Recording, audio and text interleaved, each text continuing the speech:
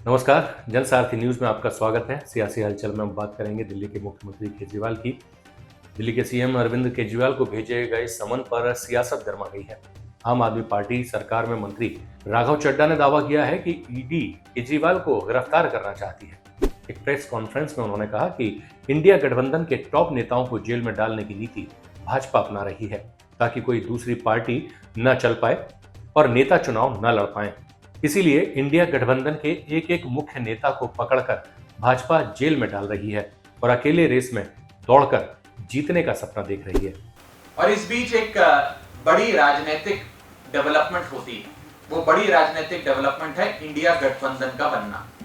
India गठबंधन के बनने से भाजपा पूरी तरीके से डर गई, घबरा गई और भाजपा को ये समझ में आ गया कि अभी तक वो ये तमाम पार्टियां अलग अलग चुनाव लड़ती थी, वोट बढ़ जाता था तो बीजेपी सीटें जीत जाती थी, सरकार बना लेती थी।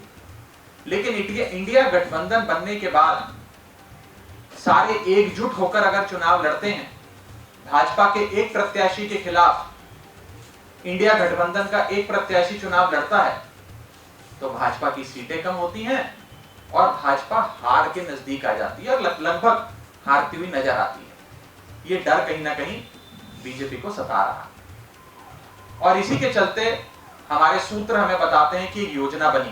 पुख्ता सूत्रों का कहना है ये योजना है कि जो टॉप लीडरशिप है इंडिया गठबंधन के पॉलिटिकल पार्टीज, जो मेन नेता है इंडिया गठबंधन के, उन्हें पकड़ के जेल में डाल दो।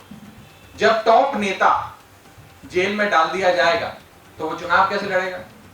खाता खोलने के लिए विजयन साहब को हराना और सीपीएम को केरल में हराना असंभव है, बहुत मुश्किल है, बहुत कठिन है।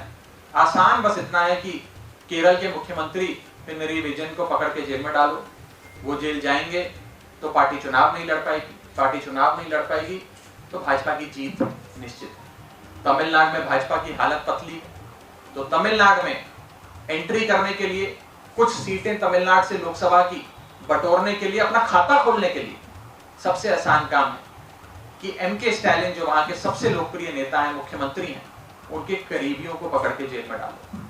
और आप देख ही रहे हैं कि कैसे उनके एक मंत्री सेंथिल को इन्फोर्समेंट डायरेक्टरेट ने पकड़ के जेल में डाल दिया और नेताओं को अब बहुत जल्द पकड़ा जाएगा। और एमके स्टालिन को, उनकी पार्टी को कमजोर करो ताकि वो तमिलनाडु में इलेक्शन लड़ने के काबिल ना बचे। सियासी हलचल में फिलहाल इतना ही। नमस्कार।